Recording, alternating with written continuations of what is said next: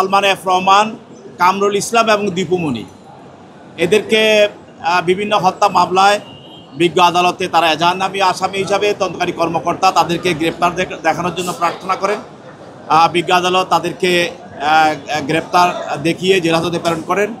এছাড়াও আরও দুইজন আসামি, একজন হলো যে S M Mizanur Rahman, fascist হাসিনার একজন পার্সোনাল অফিসার, বেসরকারি পার্সোনাল অফিসার, আর আরেকজন হলো বনরাম পোদ্দার, সে সাবেক ছাত্রলীগের সেক্রেটারি এবং সে অগ্রণী এবং জনতা ব্যাংকের ডিরেক্টর ছিল এবং সে আওয়ামী লীগের একটা উপকমিটির সদস্য ছিল।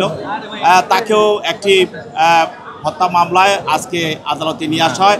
আর মিজানুর রহমানকে একটি টাকা আত্মসাতের মামলায়, চাঁদার মামলায় নিয়ে আসা হয়। এই দুইজনকে বিজ্ঞ আদালতে তুলে তদন্তকারী কর্মকর্তা তাদের বিরুদ্ধে রিমান্ড প্রার্থনা করেন এবং উভয়কে দুইটি আলাদা মামলায় 4 দিন করে রিমান্ড মঞ্জুর করে তদন্তকারী কর্মকর্তাকে তাকে জিজ্ঞাসাবাদ করার জন্য বিজ্ঞ আদালত অনুমতি প্রদান করেন। কিরে, ক্লাস না 10টায়? এখনই তো 9:30 বাজে। আরে মামা, দেশি ভাইবে পৌঁছে যাব অন টাইমে। মামা এভাবেই এক যুগ ধরে পাঠাও আপনার লাইফস্টাইলের প্রাউড অংশীদার। পাঠাও চলো দেশি ভাইবে চলবে 14 থেকে 31 মে পর্যন্ত।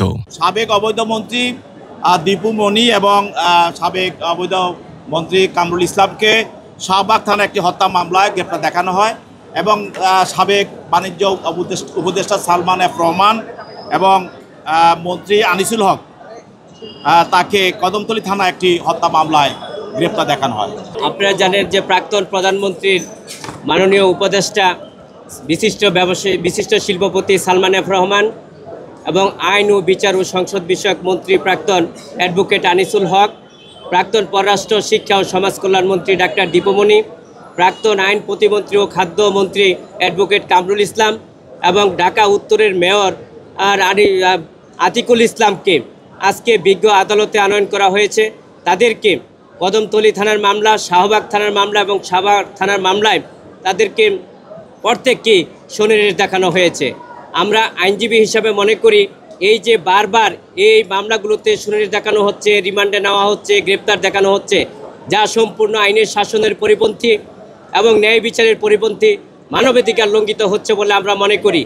আমরা আশা করি যে আইনের শাসন প্রতিষ্ঠা করার জন্য, ন্যায় বিচার প্রতিষ্ঠা করার জন্য এই ধরনের মামলা থেকে এবং এই যে বারবার গ্রেপ্তার দেখানো হয়, শুনানি দেখানো হয়, রিমান্ডে নেওয়া হয়, এতে করে আমরা মনে করি যে বাংলাদেশের যে কনস্টিটিউশন সংবিধান সেগুলো লঙ্ঘন করা হচ্ছে এবং পরবর্তীতে আপনারা জানেন এই মামলাগুলোতে যে সম্পূর্ণভাবে রাজনৈতিক কারণে, শুধু আমি গত সরকারের মন্ত্রী ছিলাম, এমপি ছিলাম, উপদেষ্টা ছিলাম, সেই কারণে এই মামলাগুলোতে আমাদেরকে বারবার শুনানি দেখানো হচ্ছে, যা আইনের শাসনের পরিপন্থী, মানবাধিকার পরিপন্থী এবং ন্যায় বিচার পরিপন্থী বলে আমরা মনে করি।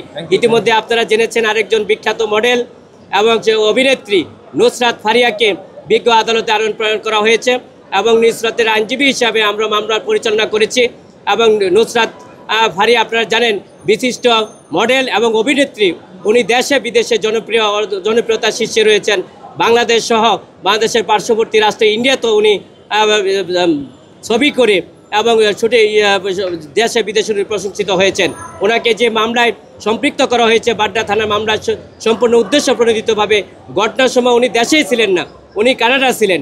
আমরা বিজ্ঞ আদালতে সাবমিশন রেখেছি, বিজ্ঞ আদালত অত্যন্ত মনোযোগ সহকারে আমাদের সাবমিশন নিয়েছেন। পরবর্তীতে বিজ্ঞ আদালত যেহেতু আমরা ফিরিস্তি দিয়েছি, ওনার ভিসা এবং পাসপোর্ট দিয়েছি, সেগুলো পরীক্ষা নিরীক্ষা করার জন্য আইয়ুসাবকে প্রতিবেদন দাখিলের করার জন্য নির্দেশ দিয়েছেন এবং প্রতিবেদনের সাপেক্ষে আগামী 22-5-25 তারিখে বিশিষ্ট অভিনেত্রী এবং বিশিষ্ট মডেল নুসরাত ফারিয়াকে জামিন শুনানির জন্য রেখেছেন। আমরা আশা করি ন্যায় বিচারের স্বার্থে আইনের শাসন প্রতিষ্ঠা করার জন্য অবশ্যই আমরা বিজ্ঞ আদালত থেকে আমরা জামিন পাবো, তাহলে আইনের শাসন প্রতিষ্ঠিত হবে।